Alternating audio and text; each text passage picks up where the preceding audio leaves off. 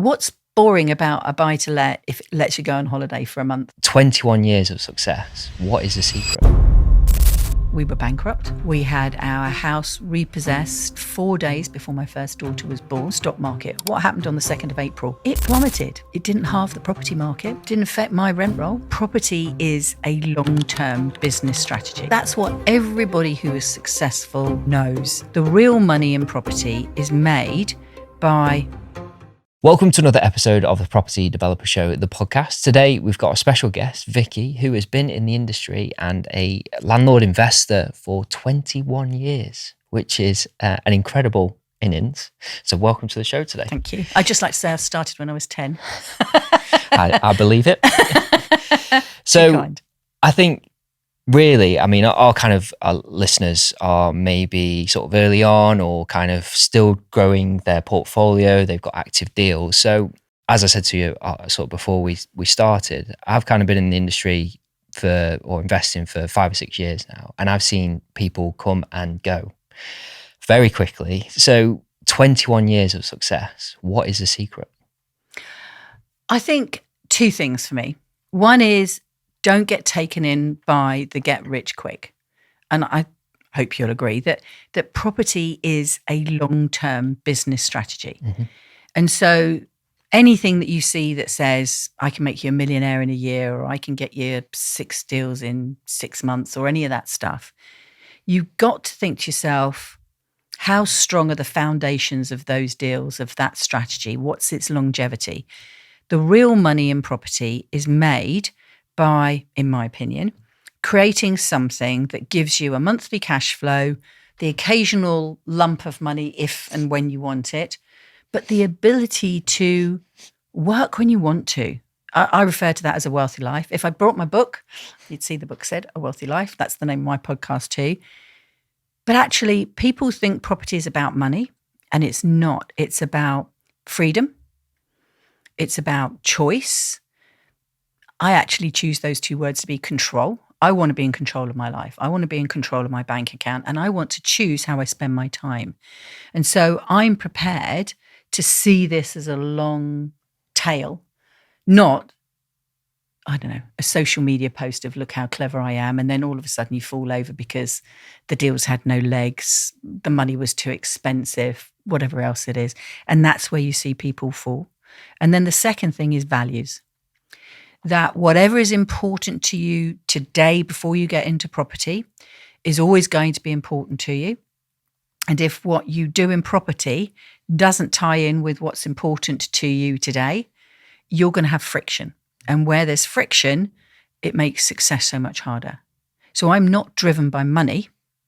I'm driven by time, but I'm driven by financial control. And financial control is different to money. When I say money, I think people are thinking like, oh, I've done £1 million deal, or I've done a this deal, or I've done a that deal.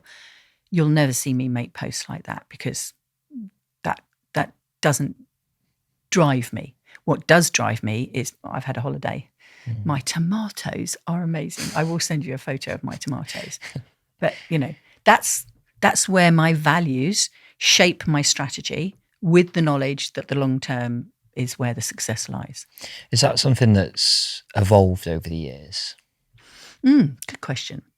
I'm going to have to say yes, obviously, because 20 years, I can't exactly remember what I thought then, but I'm pretty sure it's not exactly what I think now, because I'll have had experiences along the way. But I would say coming into this, I already knew time was important to me.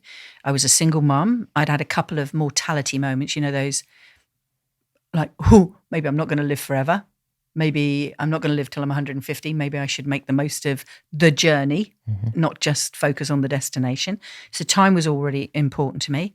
And I'd been made redundant once with the end of a contract as a university lecturer, and then a second time with the end of a government contract when I got into education strategy at a bit of a higher level. And I'm paraphrasing, and I don't this to be about men, but men took away my contracts. My bosses were men, and they controlled my money, which affected me and my 2 daughters, which were probably under 8 or something at that age, and less than 7 at that time. And I wasn't going to allow anybody to control my money. So there's the first two values that come forward: time and financial control. No one's going to control my time anymore, and no one's going to control my money anymore. I'm going to be in control of that. And then I quite like maths. And this might come as a shocker if you're listening to this podcast for the first time, but you're going to have to like the maths. You don't have to be an expert at it, because you can find someone who's the expert at it, but you're going to have to like it. And if you really hate maths, then quite possibly property isn't the thing for you, because it's all about the deal, and that involves the maths. And I loved maths, and I started to look around. What can I do with the little money I've got to make the money I've got work harder so I don't have to? Came across this concept called leverage, which is just made for property. The bank's going to lend me 75%, so I only have to use 25% of my money if you're just doing buy-to-lets. Other variations on that equation if you're doing developments. Brilliant. I can make my money go further. I can make my money work harder as long as I've got the return at the other end. I've got all my time. My money's working hard so I don't have to. My family is important to me, and no one's in charge of my future but me. And yeah, a little evolution, but still those core values are there all the time. Yeah, amazing. So obviously property's changed a lot over the last 21 years, particularly over the last sort of 3 to 4 years. How have you sort of found the sort of ever evolving industry? How have you managed to navigate all the big changes? I think it's like anything, whether you're going out for a walk and you get a hill, you get a valley, you're on a surfboard, you're growing plants, whatever aspect of life, you're driving on the road and someone in front of you brakes. You just have to be able to be flexible, but at the same time focused, because the trouble with challenges coming is that sometimes it makes you react like that pinball in a pinball machine. You hit a challenge and then you veer off in a completely different direction. You don't have to do that. You're thinking of these challenges as ways for you to learn and improve your business. So back in the day, we all bought in our personal names. Life was easy. If I go back to when I first started. So that's 3 shows down and just 2 more to go. After another successful show in Birmingham, our next stop is Manchester on the 10th of September, where we'll have 45 exhibitors, 12 keynote speakers, and over 350 property developers in attendance. Again, that's Manchester, 10th of September, and then finally, we're in Leeds on the 8th of October. So if you're looking to network, raise money, meet new business partners, find new deals, or meet amazing service providers, visit our website today to book your free ticket, propertydevelopershow.co.uk. I look forward to seeing you there. Just very quickly interrupting this episode, have you got a property deal in mind? Want to build or grow your portfolio but unsure how to obtain funding? No problem. At Roma Finance, they love to lend. The borrower-first approach means Roma deliver flexible, tailored solutions that accommodate the diverse needs and experience of developers across residential and commercial projects. With a flexible criteria, Roma take time to understand each borrower's unique circumstances. Roma's attentive team are always equipped to handle and take on your requests. They will guide and support you throughout the property journey. Colleagues and customer relations are the beating heart of their business. Don't forget to explore Roma's website, romafinance.co.uk, for helpful resources, including articles and case studies to guide your financial decisions. Remember, Roma Finance love to lend. Your property goals are only a call or email away. Now back to the episode. If you've not heard of these words, you'll have to Google them, but we were all about BMV, below market value. I'm very blasé about that money, because as soon as you've bought it, that sets the value. We were busy doing lease options, but there was all this no money down deals, NMDs. And what that basically meant was there was a lender called Mortgage Express, and this was before we had something called the 6-month rule. So what you could do is you'd set up 2 solicitors, and I would want to buy the house, but what I would do is I would get you, Scott, to buy the house in the morning with 1 solicitor at the vendor's asking price. Then you would sell it to me in the afternoon with another solicitor at a mathematical figure that meant that I didn't have to put any money in the deal. So that when I remortgaged or mortgaged or actually bought it in the afternoon, what I bought it for gave you enough money that you then gave me back the deposit. I mean, It was mortgage fraud of a variation. It was just waiting for the lenders to work out what it was we were doing. My first ever deal, Valley Road, was that. And it was only because I read the contracts. And then I phoned up the solicitor and he went, no, you're not meant to tell me that. I'm not your solicitor. You've got another solicitor. That I realised it was this 2-solicitor thin veil in the middle. And so, yeah, there's been so many things in the past that are just not done now. Mm-hmm. Yeah. I remember my accountant once telling me that I think he worked in a bank, and like sort of pre-2008, he was like signing loans like $250,000. Yeah. No real like background checks. Yes. It was like, have you got a pulse? Yes. They were the self-certs. So Yeah. there was the self-certs originally, self-certificated mortgages. But it was all just very small amount of people investing in buy-to-let and very small amounts of developers. Any developers out there would really have been builders. And anybody doing buy-to-lets were few and far between. They'd got something in the background. Maybe they'd been a bit of an accountant or they'd been a bit of a solicitor and they saw an opportunity. There weren't huge training courses. They were just starting to come on around 2006, 7, and I really got going in 8. So you hadn't got the volume. And therefore, self-cert mortgages on a few deals across the whole of the UK wasn't that huge a risk to a lender. But once the volume started to come through, then they've basically built their whole loan book on very shaky foundations. Mm. So then they've had to start bringing in stricter controls. And then if we move forward and you've got to buy in a limited company. Okay, well, there are benefits to that, aren't there? So now, instead of all the money that I get being taxed at my personal rate, and if, for example, I earn over roughly 50,000, then I'm getting 40% tax on any of that money, I can stick it in a limited company. I can charge my petrol, my mobile phone, the hotel that I stayed in last night to come here. All of that is business expenses. The lunch that we'll have going home because I'm miles away from home, it's allowable. And then at the end of this, I only need to draw out of the business the wage that I need. Now, some people will want very grand lives. They'll be younger. They'll want to be flying around on business class. That doesn't float my boat. So I will only take out of the business what I need and keep my tax lower.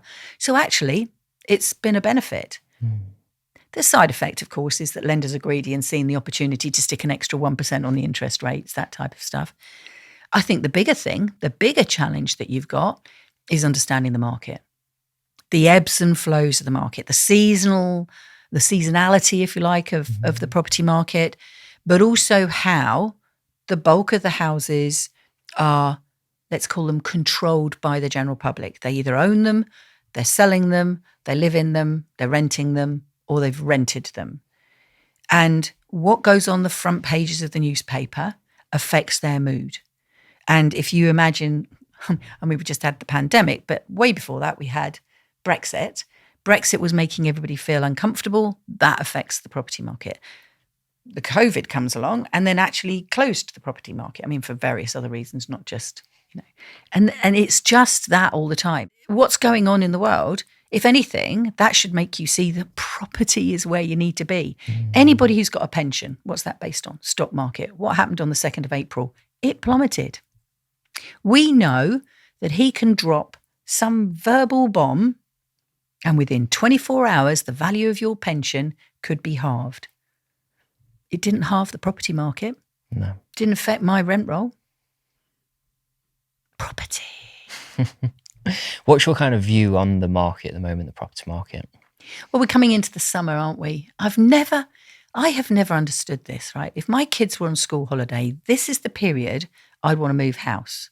So that I was in my new house ready for September. No. That's not what people do. I don't understand that. Go on holiday. Of course they go on holiday. I understand you want to go on holiday, but can you not move house and go on holiday in the same? You've got 6 weeks. But anyway, it doesn't work like that. So it tends to get quieter. So what you've got is less resi buyers, less resi sellers. So what you've got now is the stuff that's been out late spring. You'll be seeing properties that have been on the market for months. And then you're starting to be able to get in there and negotiate a bit harder. So you're looking at when it came to market and you can just go in there a bit harder, but you're probably not seeing as many new properties come to the fore. But there's always some out there. Yeah, absolutely. It's fine. I think it's any time of the year. I mean, I won't say I buy all year because I like my holidays. So if I'm not on holiday, I'm buying houses. And you just go, oh, there aren't many at the moment.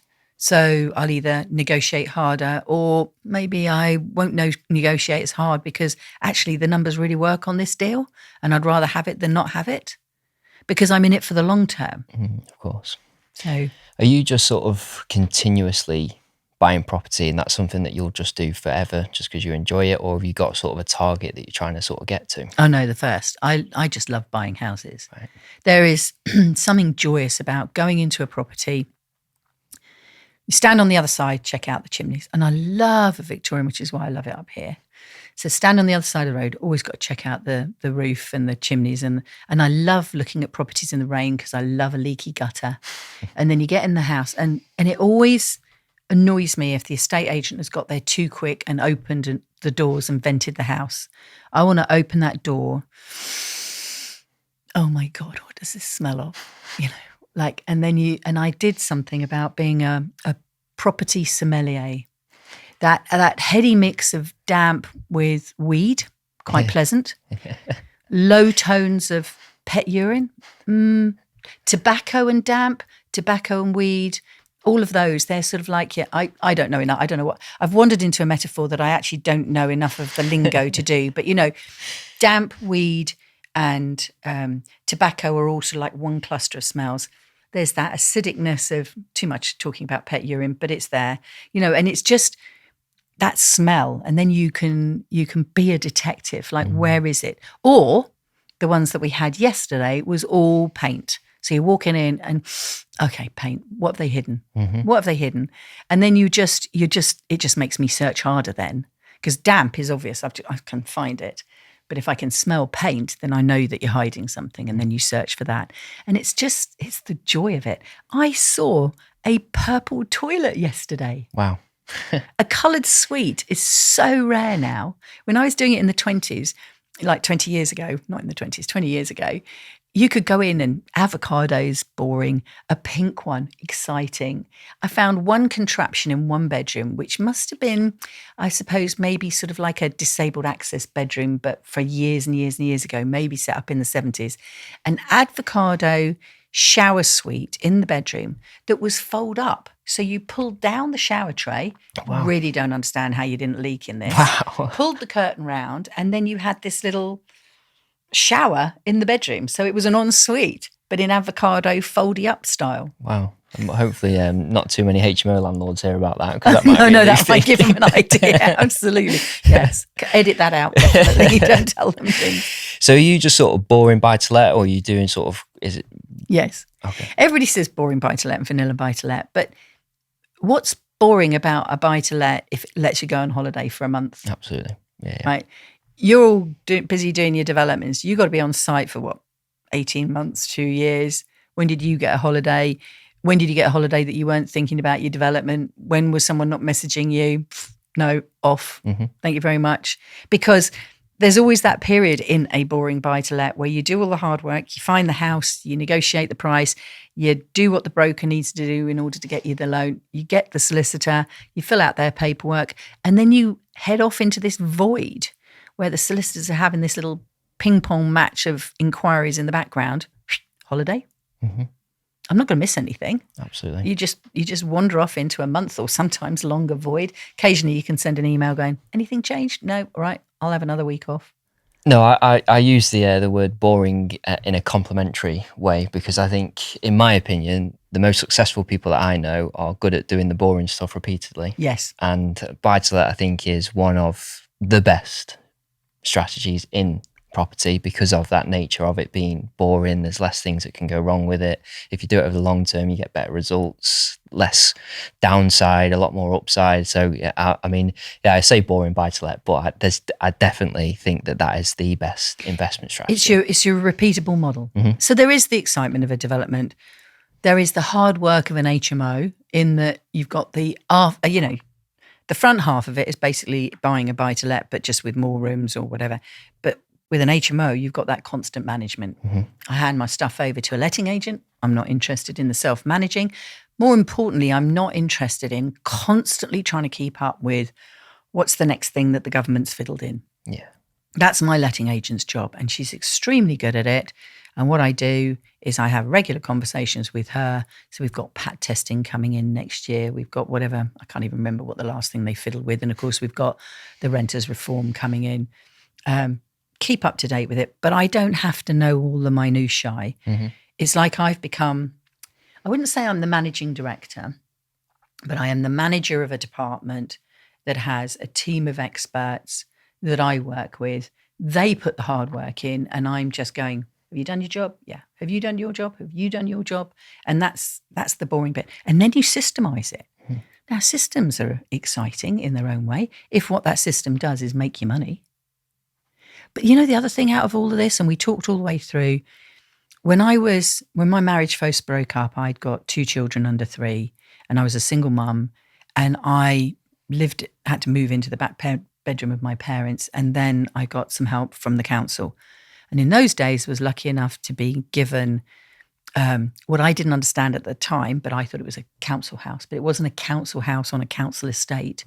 It was a house that the council had borrowed on a 5-year lease, didn't have this language, from a landlord. So he was getting a 5-year lease. I lived in this house.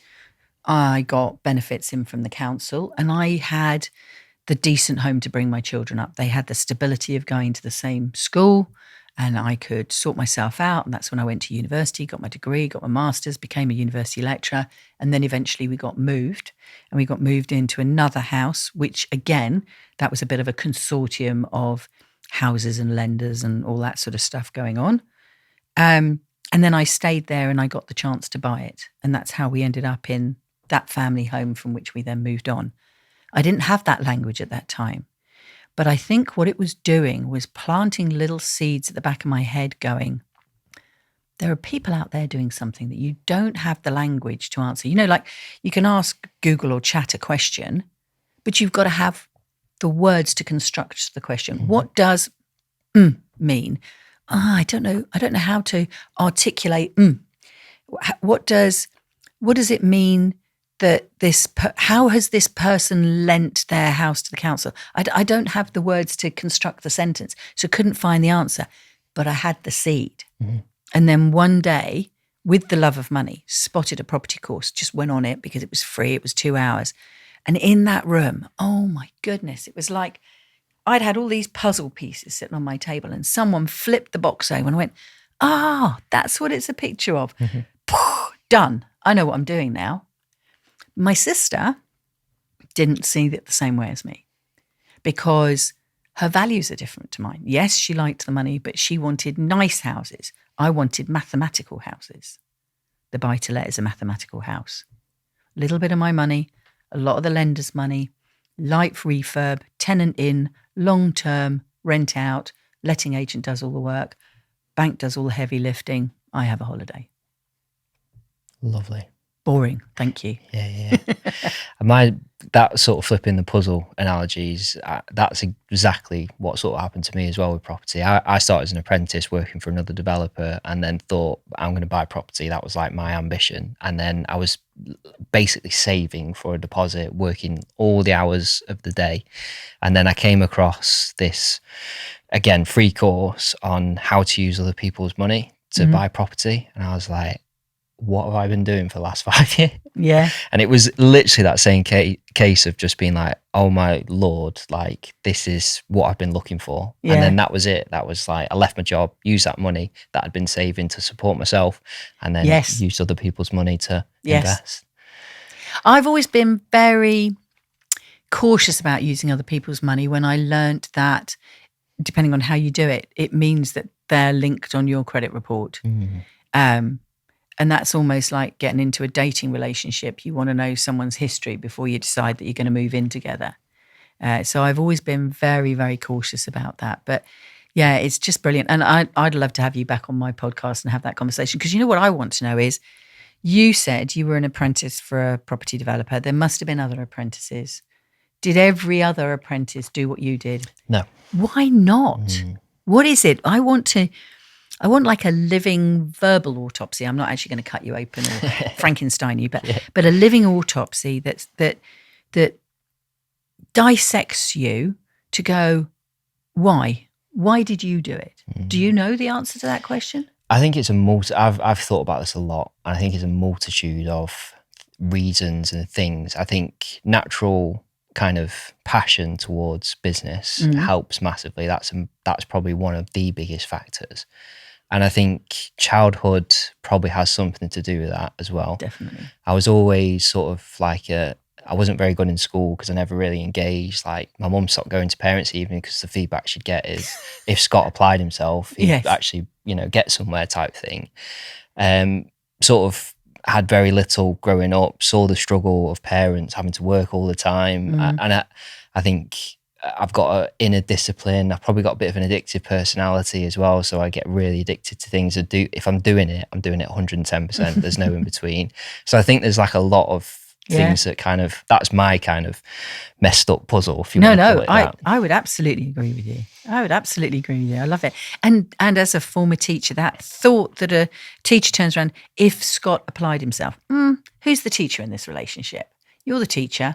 Your job is to get Scott's attention, draw it out of him. And we can't do that in education. And as I said, 11 years as a university lecturer, if you've got kids that are thinking of going, don't go, and there's many reasons not to go now with the future that is going to be so different, education's lying behind. Find something that sparks your kid, however old they are. I've got 3 grandchildren now, just got our 3rd, finding what interests them, what they're curious about, helping them overcome the fears of bugs, helping them learn about money, giving them little jobs to earn their pocket money, and make sure that pocket money is £1. So when you do a job, you earn £1 for the week, not £20 for the week when you're little, because that's just too much money. So that they've got to work for it, that they've got to save up for it. Help them count their money, have a little bank account. All of those things, as parents, we can do for our children. And I did for my kids because we didn't have any money. So they had to know about money. I kept a notepad on the side and I wrote down everything.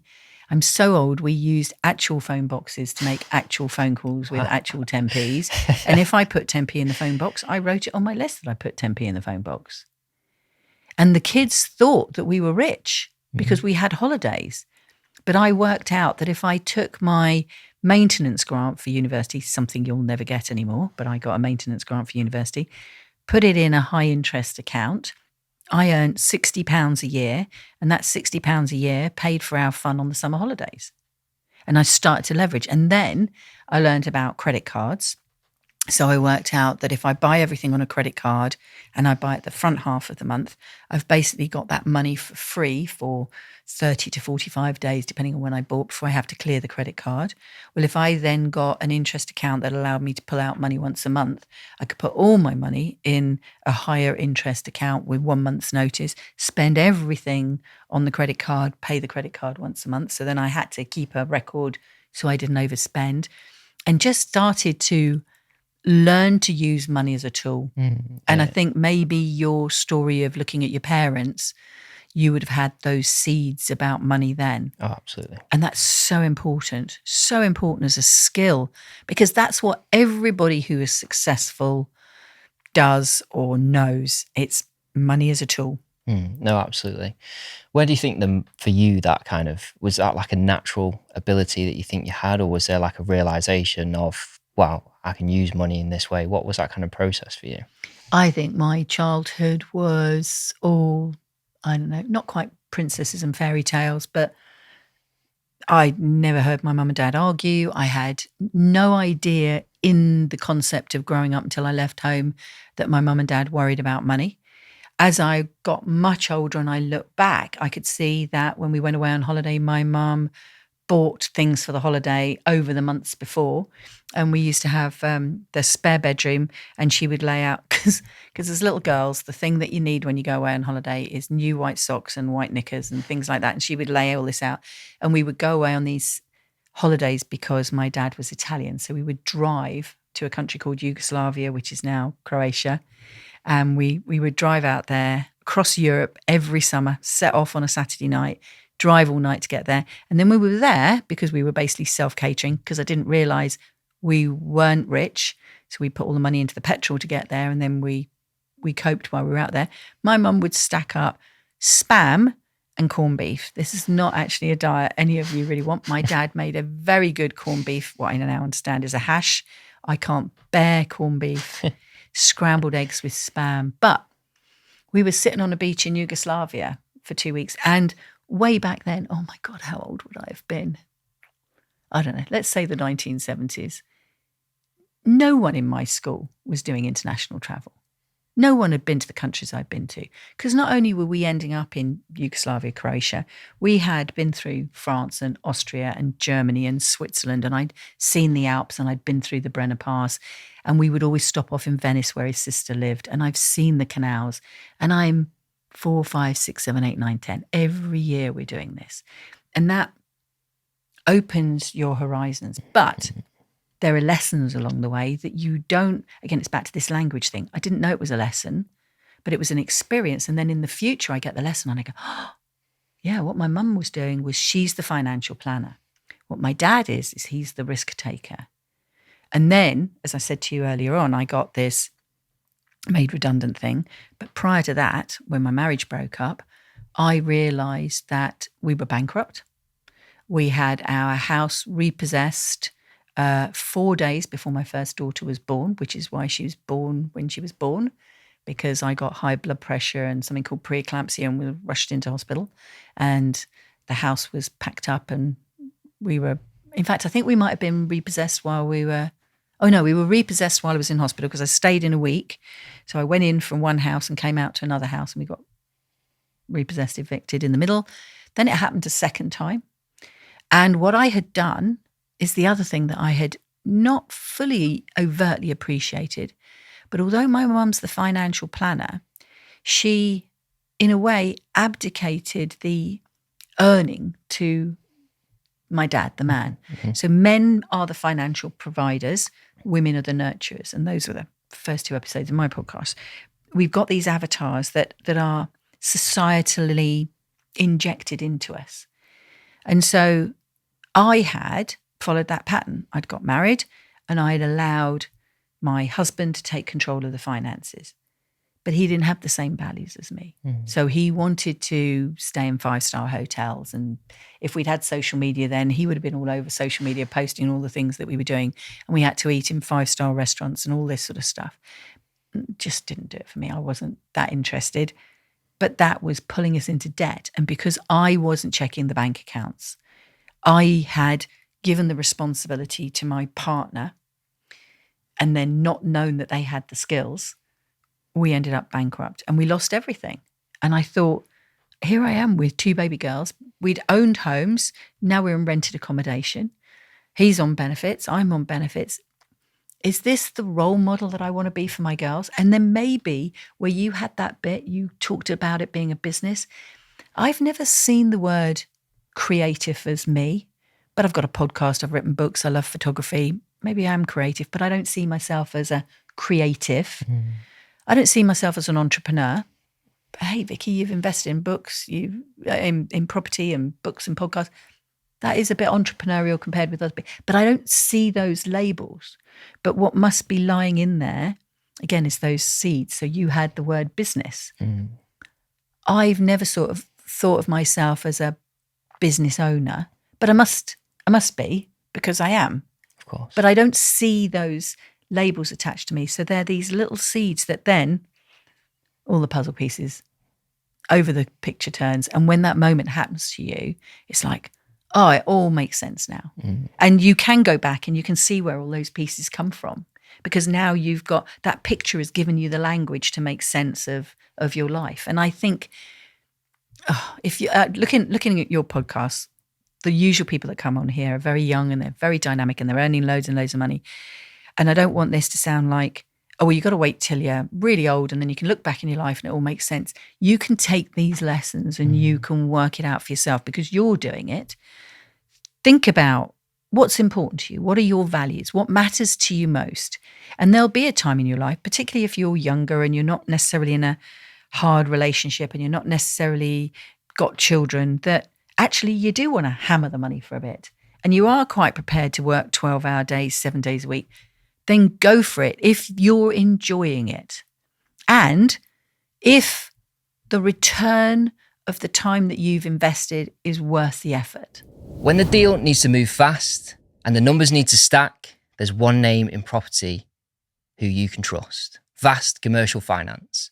Whether you're funding a ground-up development, refinancing a HMO, or you need bridging for your next big opportunity, Vast connects you with the right lenders first time. No endless paperwork, no wasted weeks, just straight talking advice and access to the entire market. And if you're not sure what kind of funding you need, Vast will guide you through it with real expertise, fast response, and a genuine interest in making your project work. They're not just brokers, they're partners in your growth. So if you're a developer who needs speed, certainty, and clarity, head to vastcommercialfinance.com and get your next project moving. I remember watching one episode of Homes Under the Hammer, and they spoke about these two lads that did this house up. I did the maths, and I think I wrote about it in one of my books. I think I worked out that they were earning less than £10. I can't remember the number now, but less than £10 an hour. They were working 7 days a week. They both had families. They both had kids. They weren't seeing them. They were coming home exhausted and sleeping. And in order to do the property, the maths just did not work, because that's what I would do with Homes Under the Hammer. I would sit there and work the maths out of the deal. Oh yeah, it looks really good. Oh, look at this. They bought this house and then they've sold this house and they've made this much money. Yeah, but that's their wages. They haven't actually made any money. And this is not sustainable. Yep. And if it's sustainable and you love it, do it. And if it's not sustainable or you don't love it or you're not getting the return, then maybe something's not right in your picture. Look at your puzzle pieces. Something's out of whack. Either, and be honest, make this the first thing you look at, you don't have the skills. You're not good enough at the maths. You're not good enough at the visioning of the project or the visioning of the deal. Then you could get a partner to work with you to fill those gaps. But if you are good at those and it's still not working for you, then maybe, and I'm going to use the word strategy here, you might be pursuing the wrong strategy. You might be doing developments, which is, yes, you're good at them, but it's taking all your time and you really want to be spending time doing something else. Or what you're building, you're flipping out and you're not holding, and that's not fitting your security needs. Or the other way around, I don't know. So you can dig into all of this. Absolutely. I love it. Do you know, if no one listens to this episode, I don't care, because I'm getting value from it. So. Oh no, I want everyone. I want Of the black course. I forgot to tell you how we want everyone to watch this. Yes. I'm getting value, so hopefully everyone else is. I'm so competitive. When you told me about the white hat, the red hat, the black hat, I want the black hat. Please, 10,000 views, share it with your friends. Love it. So, I mean, some of the stuff you've mentioned there, obviously hardship with various different situations. Have you got sort of a mechanism or a way of dealing with those kind of high stress environments, be it something might be going wrong in property, or how do you kind of deal with those situations? I would say back in the day, I didn't, that basically my life was completely fine till I met and had my children. Insert ex-husband. Not that one out there. That one's lovely. The other one. And so I didn't really have any challenges until then. So I just breezed through life. And because the first sets of challenges came when I had the children, or basically was pregnant with my first one, the kids are the anchor. You know, you go back to some visceral, I'm the mother, I'm going to protect my cubs thing. Mm-hmm. Then I did some personal training back in, I think, 2006-07, a variation on a Tony Robbins thing with a guy called Chris Howard. It was NLP. And that was another one of those moments where that was flipping over the puzzle, and my puzzle became 3D at that point. I'd already been an educator, and they started talking about the way your mind worked, about how we interpreted data differently. And now we have a term, don't we, called neurodiverse. I've got a friend who calls it neurospicy. I have spent my entire life feeling like I'm out of sync with the planet. I've either thought of things that are really, really good, but no one's there. No one's with me on this journey. And I'm going, we need to do blah, blah, blah. And I've thought of this, blah, blah, blah. And everybody's going, what are you talking about? And then 5 years later, someone says, oh, we need to be talking about blah, blah. And I'm going, but I told you that 5 years ago. I've got this feeling like I'm always slightly out of sync with the timeline the world's on. Or when we met, who was the one sticking their hand up in the room going, I don't agree with that? Me. And I am that one. I was at school. I put my hands up too often. My school report said I asked too many questions. You're just not really feeling like you're the same as everybody else. Mm-hmm. And that can take you one of two ways. You either go, I suppose, like a poor me or a introverted me or whatever else. And when I did NLP, I don't know how this came about. I really don't. But I took on the belief that there's a lesson in everything. And you don't see the lesson straight away. And the answer to that is we had all the puzzle pieces, but we didn't see the picture. But the picture came later, and then that made sense of everything. And then you accelerate forward with this new level of understanding. If you're lucky, you get the puzzle piece on a Monday and the lesson comes on a Tuesday or Monday afternoon. Rarely. You get the puzzle piece on the Monday and you maybe wait a year or 2 years before the puzzle piece makes sense. But I hang on to, there is a lesson in here. And then what I go into is, instead of, all right, that's it, I hate everybody, I've got to put the walls up and I've got to, introvert and stay away and protect everything, is I'm now curious. Right, so this is happening. What does that mean? What are the risks? How can we mitigate them? What have people not thought about? What if you put that with this?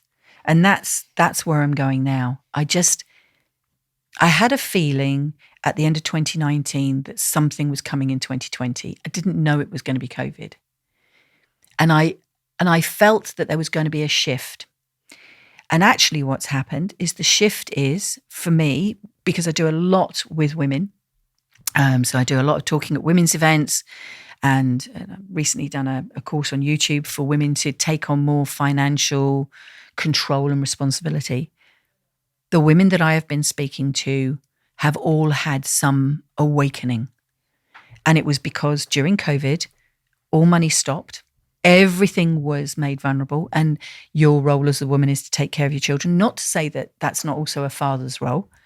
And now that they were getting limited money, if they were business owners and they'd been set up their business so that they only took the minimum wage, then they're only getting 12.5 grand a year, but really they'd got dividends and that didn't count. And, everything got very vulnerable. So many women now are going, I need to learn about money. One of the trickiest parts of running a successful property business is staying on top of your finance. From contractor payments to project costs, the numbers can get messy fast. That's why we've partnered with Tide. Tide is a smarter way to manage your business finance, whether you're flipping houses, managing a rental portfolio, or scaling your property company.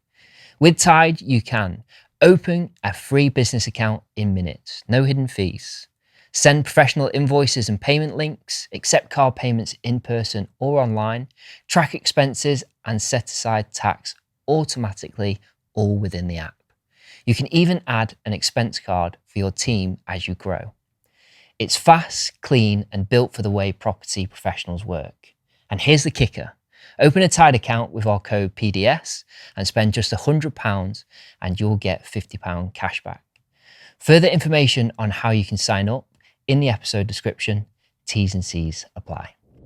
I need to understand about, not just necessarily in the property world, but I need to understand about money. That feeling of something coming. I feel something else is coming now. I haven't got to work. I've got some puzzle pieces. In fact, I don't even know if I've got the puzzle pieces. I think I've got puzzle pieces on the table. I'm trying to work out if they are puzzle pieces or if they're just a coffee spill. What is it? I feel something's coming. And I'll let you know when I worked out what it is. Please do, Vicki, yes. But I think we've got a big challenge coming. And I think that, and I mentioned him earlier, I think that Trump is a distraction.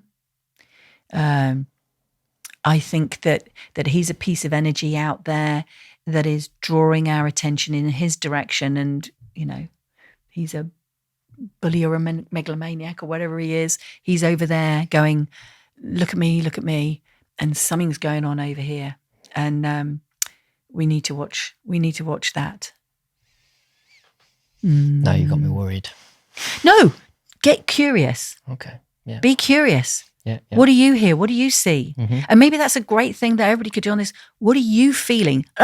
Don't go down the whole rabbit warren of conspiracy theories. This isn't about conspiracy theories. It's about, what are you feeling? What are you noticing? What changes? What are you hearing that isn't this distraction that's over here? And there may be a few other distractions going on, whether Farage is doing something, or the Labour is setting up another party, or something. And it's usually politics or celebrity, because that's what the media want you to look at.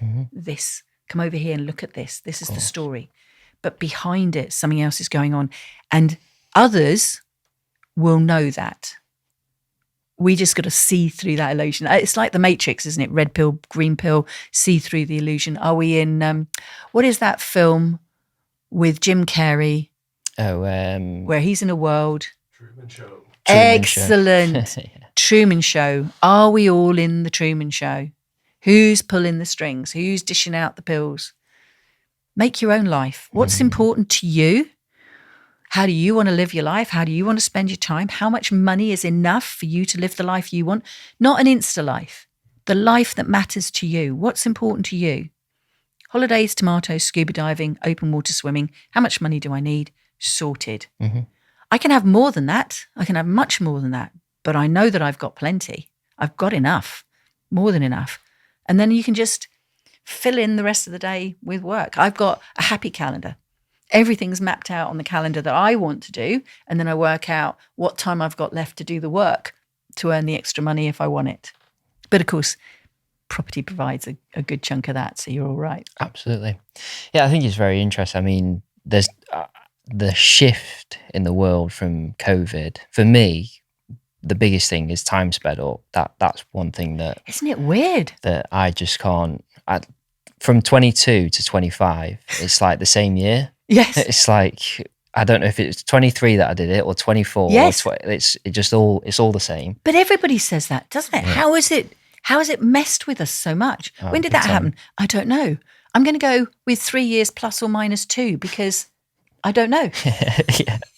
It's like we're still living through COVID. It is very bizarre, but it's interesting to get your tale on the a shift coming, because I think it has been such a weird time since COVID. Like, so many things have happened, like geopolitical things, financial things, just property changes, pricing doing this, inflation.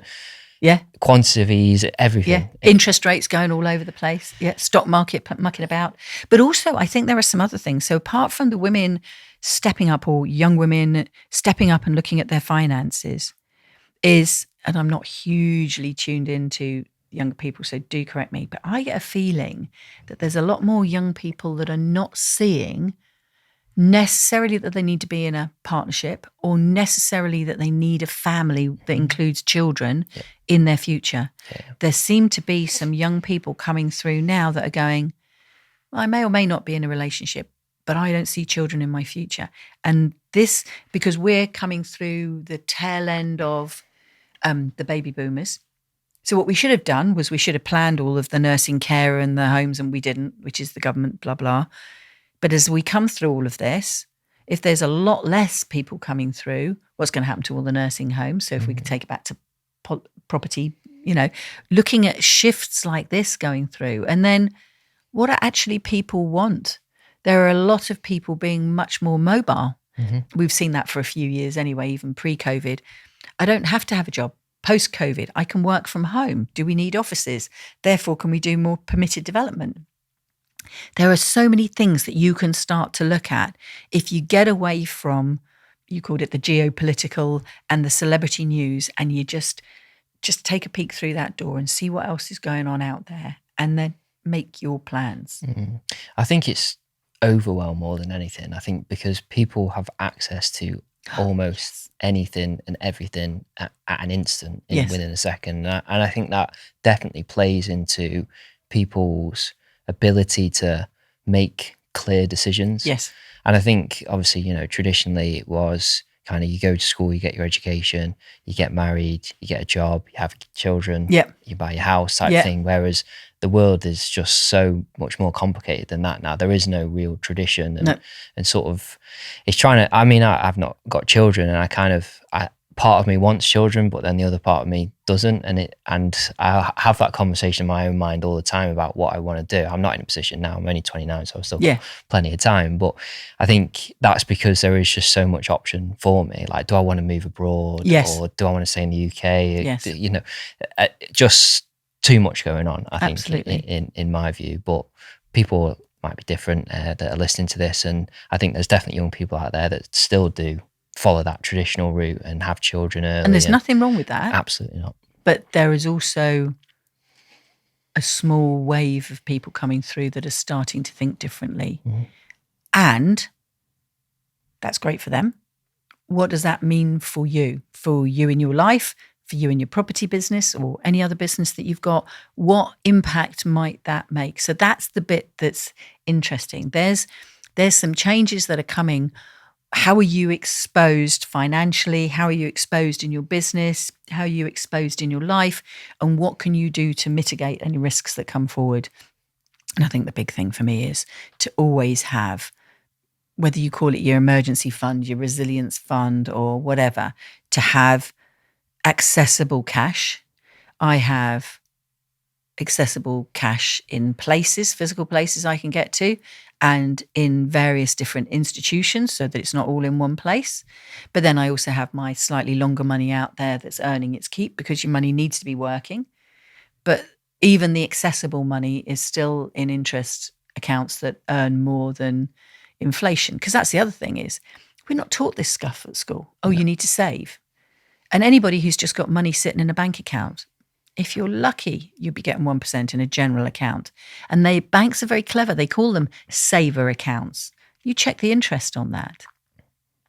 If your money isn't earning more than inflation, you've got money in a savings account and you've got mice eating it at the bottom, basically, because when it comes out, it'll be worth less than when it went in real terms. Yeah, absolutely. So you've got to know about money. You've got to understand the risks. You've got to understand where we are. And then, as you said, that sounds overwhelming.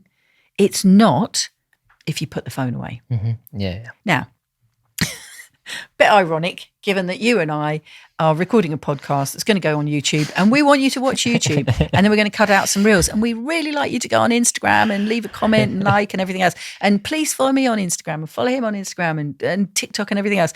So we're a little two-faced about this, but I don't know about you. I'm very clear that it is business focused. And what I do all the time when I do look at, most of the time I just look at the messages or the notifications, mostly Facebook and Instagram are my key things. And then once a week I'll pop over to LinkedIn.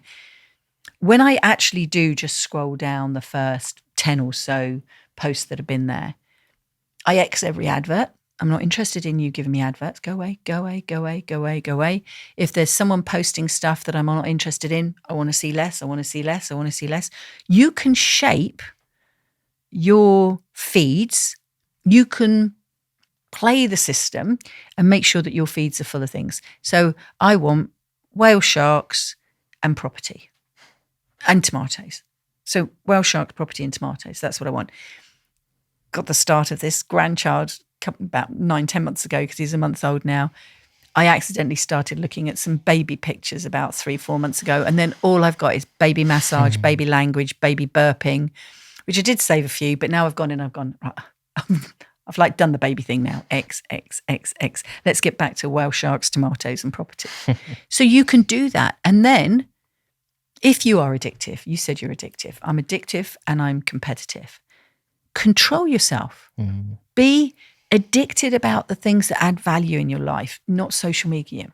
Be addicted to the things that give you joy, that don't suck your time. If you're competitive, set yourself goals. And I love an achievable goal.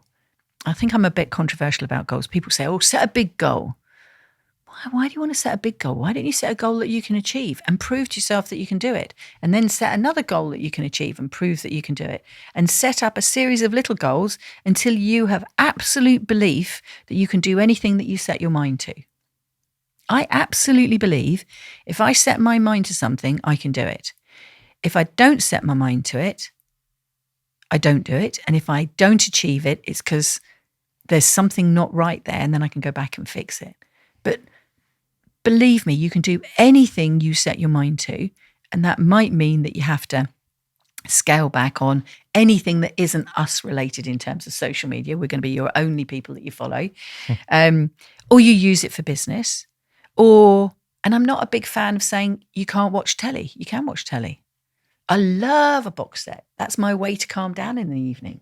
Just hammer out something. If I can watch 4 episodes or something, if I can watch a whole series in an evening, I'm excited. Mm-hmm. But then what I've done is I've taken my mind from being business, what am I going to achieve? I'm having a great day, or swim, or tomato, grandson, quiet. Watch the telly, get lost in something, and then come out the other side, sleep well, get up the next morning. What's today? Swim first, grandson second, tomatoes next, work for the afternoon, bit of telly calms me down, sleep. But I'm shaping my day. I'm mapping out my calendar. Mm.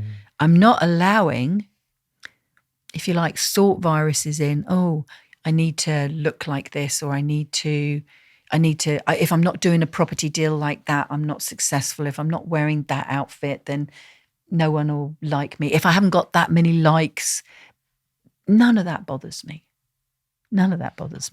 And I think as a young person, and you said 29, so you're quite an ancient young person, but even the younger people on here, but even your age and older, you have to understand that they are